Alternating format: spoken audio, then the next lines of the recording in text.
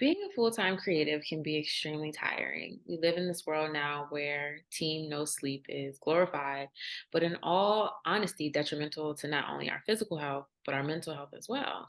As a full-time creative in the mental health industry, your mom's stylist, a brand consultant, how do you find time for yourself and what does your self-care routine consist of? Well, it's really interesting because I really started a healing journey for myself after going through a really interesting breakup and healing in 2020.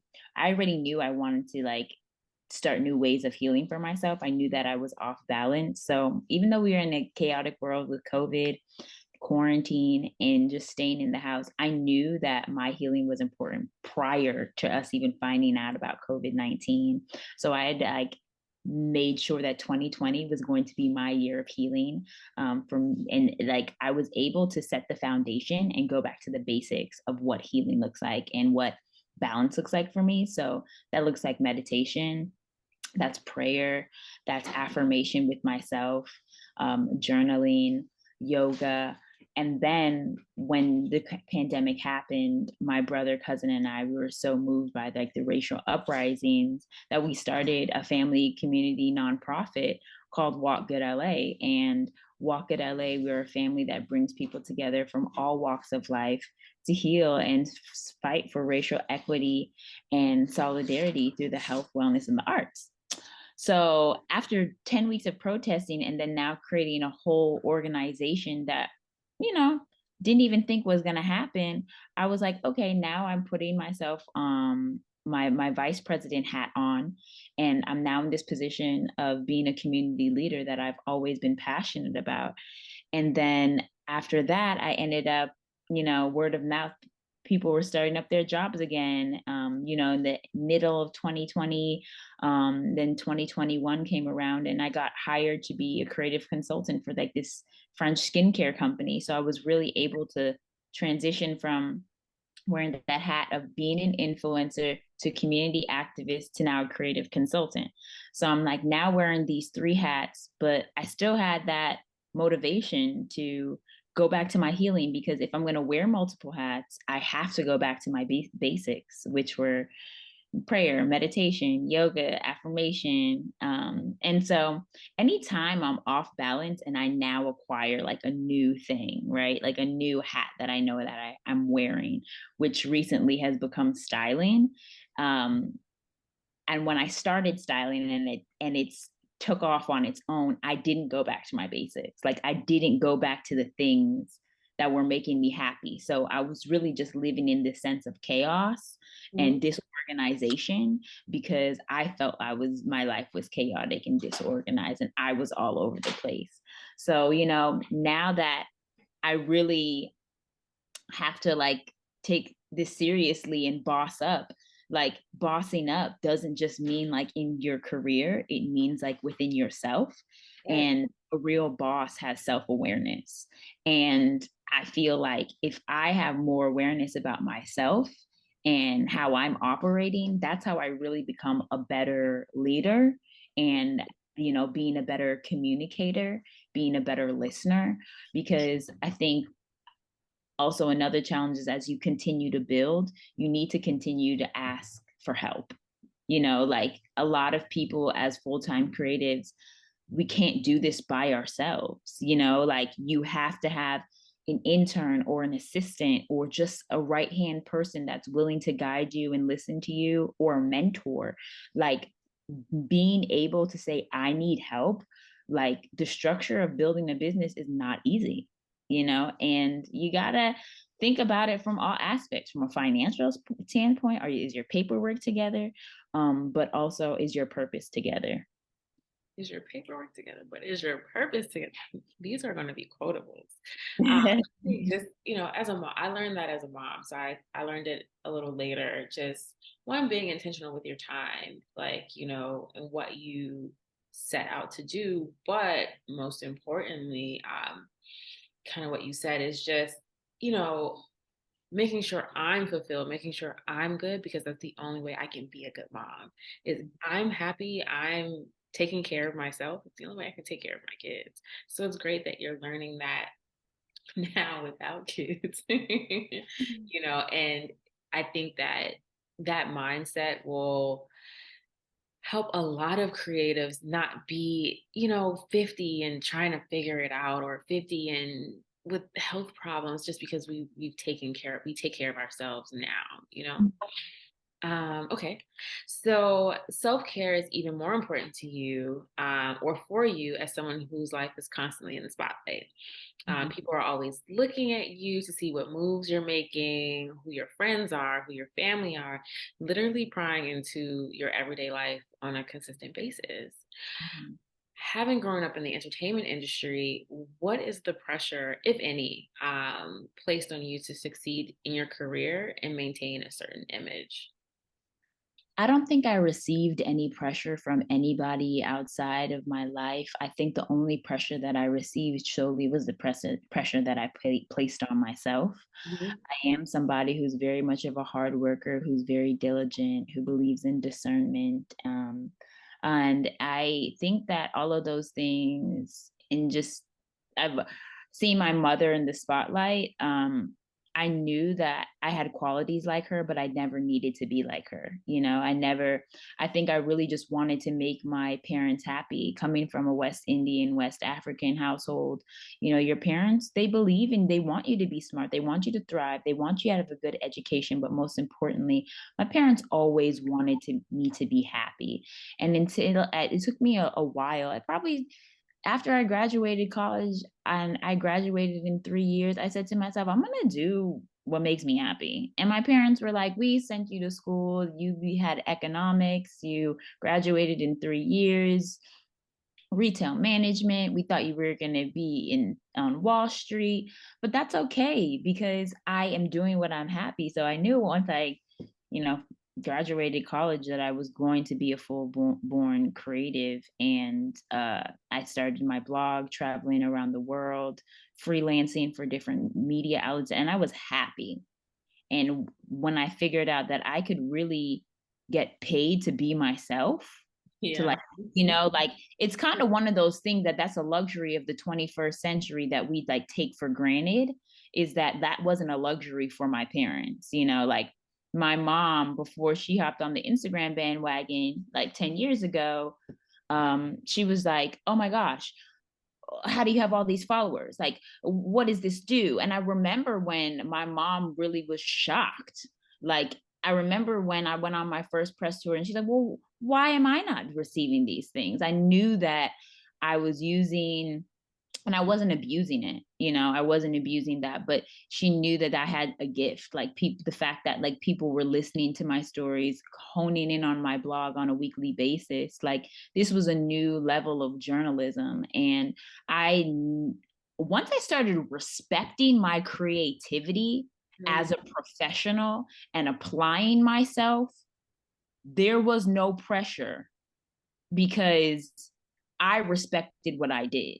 That if you don't know what you're doing and you're kind of confused and you don't respect yourself and you're not confident in what you do as a creative, you'll always feel like you have pressure. You're always going to feel like you're climbing towards something and you need to be like somebody. But the best thing I can say to creatives who are full-time, respect your job as a job. What's your routine every day? Mhm. Like, I think that alleviates all the pressure. How you respect how you show up to work. Mhm. No, that's real. My mom was, you need to work for the government. That's what people did. Like they Yeah. graduated from school, for DC people. They graduate from college, they move back to DC, they start working for the government so they could have good benefits and retirement and social security. And not that those things are not important.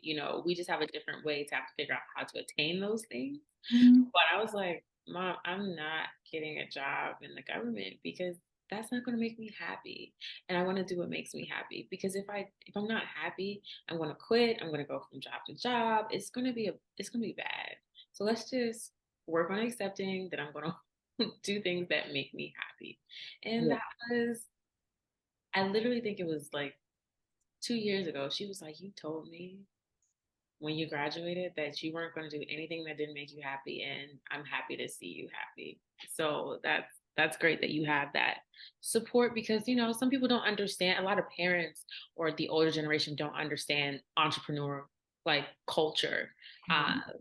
some of them are just getting into it and they're like, oh, like you Yeah, said, I can be happy and get paid being myself. And they're like, okay.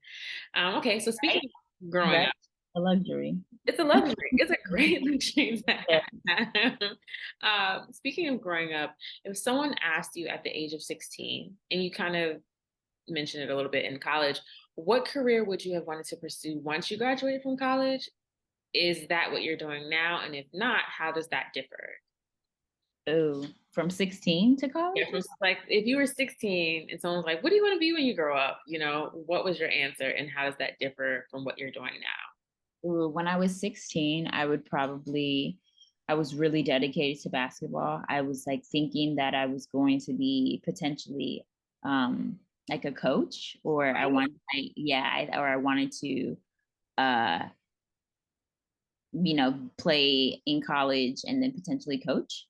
But I knew that that wasn't my calling. Like I was passionate about it, but it wasn't my purpose. So at 16 is completely different. I literally remember being in the offices of the WNBA and talking about my future at 16 years old. And those things did not happen at all. But I still have a very deep infatuation for basketball. And when I got to college my freshman year, I thought that I was going to be a speech pathologist. Like I was really devoted to learning about the deaf community Okay. and how that affected when it came in down to like speech pathology. So I thought that that was like something I was going to do. Okay. I didn't. I just started just taking more like classes around business and fashion, and then I ended up graduating. I ended up started studying abroad in London and probably pretty much changed my entire trajectory of my life. And after I studied abroad in London, I knew that I had to be able to put together like fashion, community, and business together. And I now like I have a degree in economics and in the concentration in retail management. So I definitely think that I am working my life in a micro level. Like I definitely think I'm microeconomics and I still practice retail management in a way. So I definitely think I'm doing what I went to school for sure. Okay.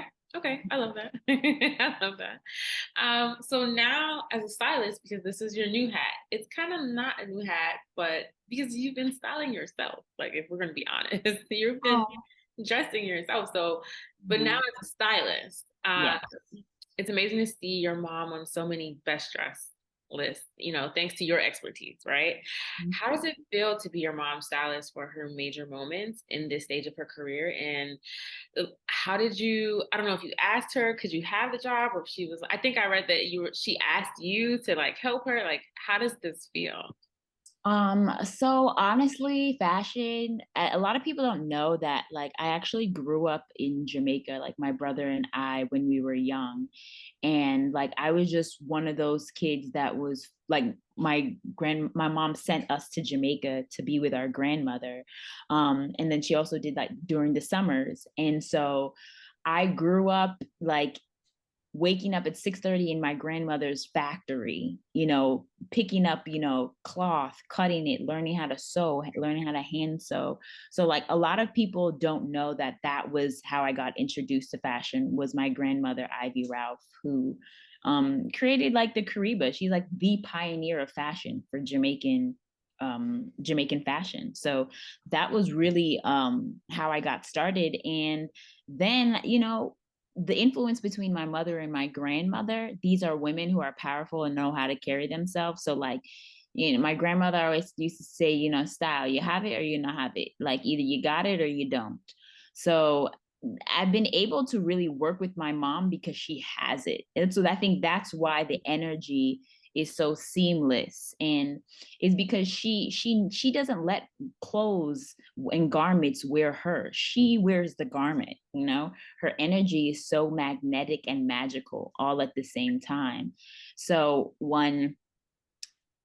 I guess last year, I want to say March, not even a year yet, but March of 2022. Yeah, I'm still living in Miami. I live between Miami and Los Angeles. And she came to Miami and she visited me, and she was there for a week, and she was like, girl, you know what? I have these press upfronts, and I have these press interviews for Abbott Elementary, and they're still on, season one. Can you help me? And I was like, okay, cool. I'd been doing this since I was a kid. Like I said, I grew up in my grandmother's factory. I know fabrics and clothes. Right. And so, yeah, I put together some looks, and then I put it on Twitter. I put it on TikTok, and it really just was like, people were like, oh my God, this is reinvented, new and improved Shirley Ralph. And I was literally like, I just want to know y'all opinion. Like, y'all like the looks? I think as an influencer, you just put out content to see what Right. people respond to. And then it was like, nah, this girl is actually really talented, X, Y, and Z. And I think it's really interesting because when I was in college, I had internships at like different fashion houses and showrooms. And the one thing I told myself after leaving these internships was that I was not going to be a stylist. Like, I literally told myself, I hate carrying around clothes. I Mhm. hate carrying racks across the street from different showrooms to different showrooms. I don't like picking up people's phone calls asking for credit cards. I I knew I did not want to do this. So it's funny how like God will really detour you to your destiny, because I told God and I told myself, this is what I don't want to do. But Mhm. God was really the one to motivate me and tell me, no, this is what you are supposed to do. Like, whether you think you can do it or not, like, and there's a reason why I'm doing it now than I was 10 years ago when I was interning in showrooms, because I had to take those 10 years of learning my own fashion houses and traveling the world and going to different fashion shows as an influencer. And I didn't realize that that was my way of getting to know designs. That was my way of getting to know designers. And that's why I've been so intentional of like dressing my mom in like Black designers, because these are Black designers I've been kind of following on Instagram for years on social media, that I'm like, yo, you would look dope in this, mom. You would look fire.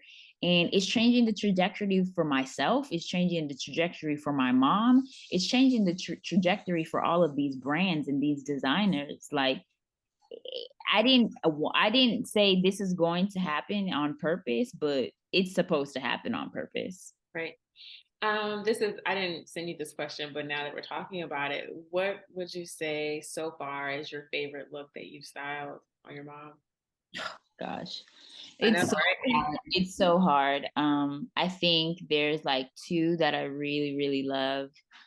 Is when she popped out in like this pink and orange Greta Constantine dress at the Human Rights Association Awards. I just loved it. It was so colorful. I think she vibrates higher in color. Mhm. Um, and then I also feel like when she did have the gold dress from by Giovanna Louis, um, for the Critics' Choice Awards, and she actually won. Like, it was so interesting because that dress, I was so scared. I was so scared. I did the fabric. I didn't know like what the response was going to be. But she emulated a golden goddess in that moment. And I love that I can help curate these looks and work with designers to make her feel her best. Mhm. Mhm. So I think those two probably. Last question that's not on the list, that just because we're talking about it, you mentioned how you were nervous about how it would be received. How do Mhm. you navigate through that criticism, whether it be from randos on the internet Yeah. versus, actual like the Vogues, the Vanity Fair, the, Bazaar? How do you navigate through that? Oh, to be honest, like, I've never been one of those individuals to even look at comments. Like, I really get it's crazy because I'm just not that type of person. I think I just don't have that time. And then also, my mom, her reaction is what makes me feel like good, like Love if that. my client, because she's my client and I respect her as one. And I think that's also where I'm learning the balance between my mother and my client, right?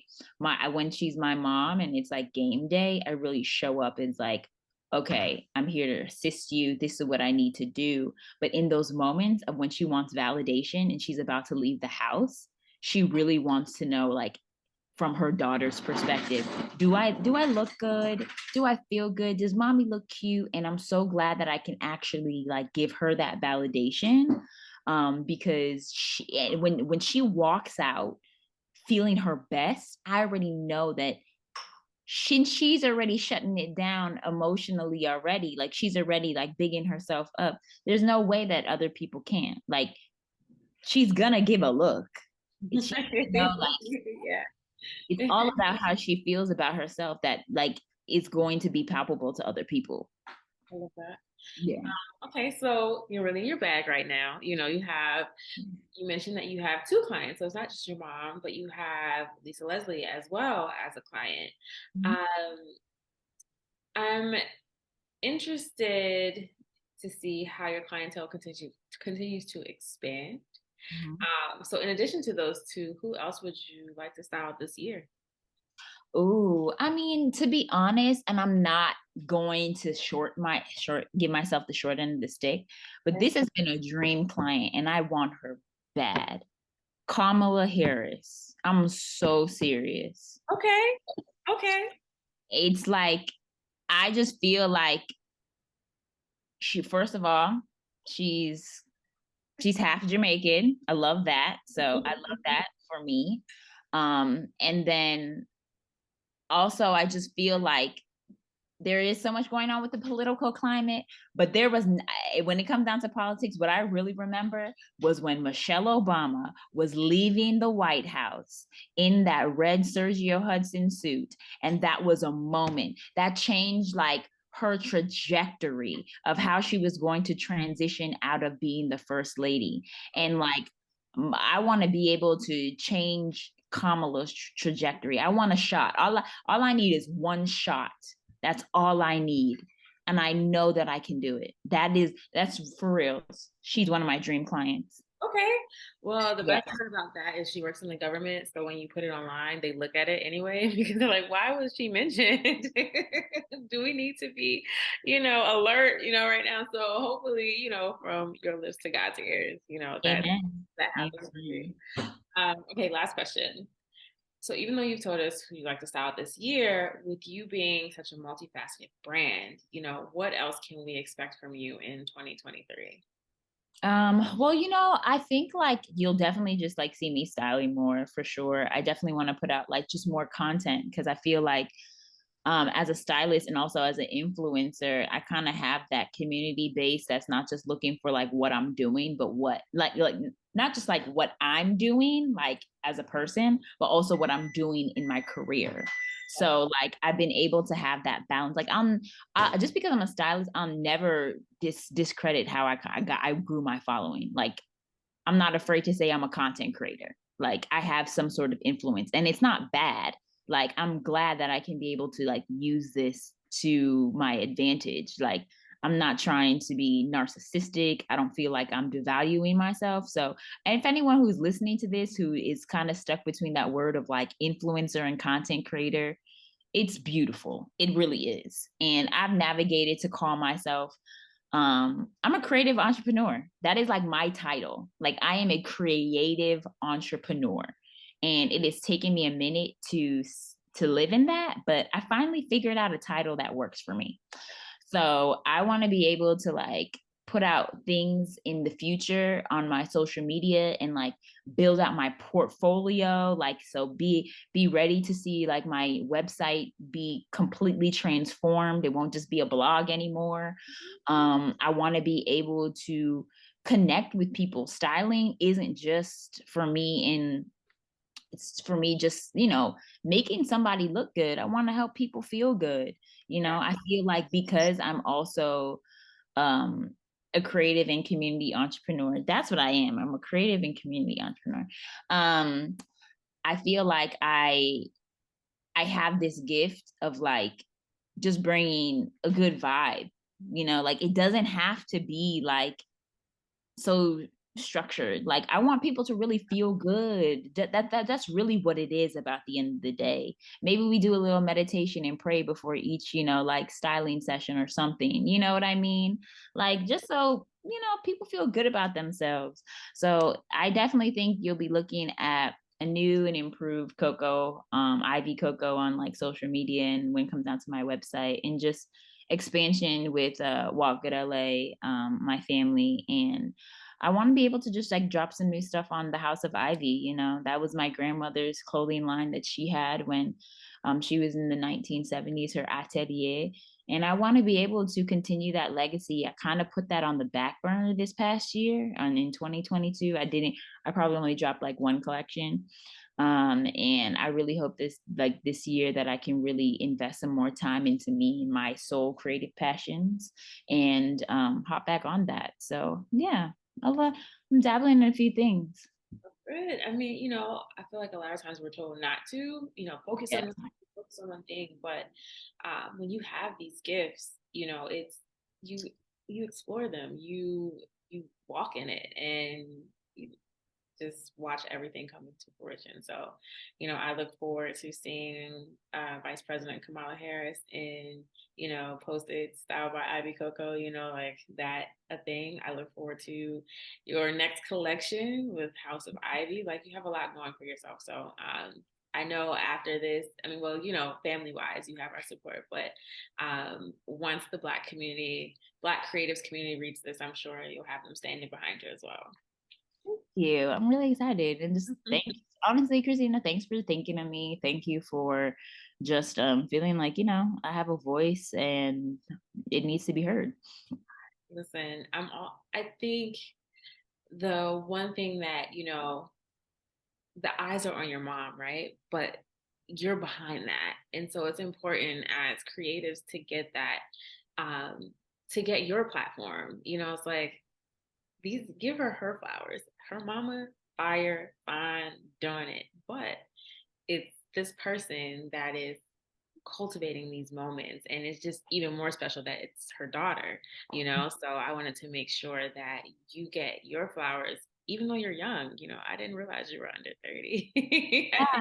I just turned 28 like a few weeks ago. So My little sister is older than you. wow, wow, wow. Yeah, I just it's crazy. Like I've always been the baby around Etienne and Tristan. Yeah, Like and Etienne's a baby compared to Tristan. And I'm like, it's like me and Nia are really like down there. but you guys, even Nia, you guys are really, doing your thing. Like, yeah, I'm the baby, but I'm the boss baby. Oh, thank you. Thank you. Thank you. I really appreciate that.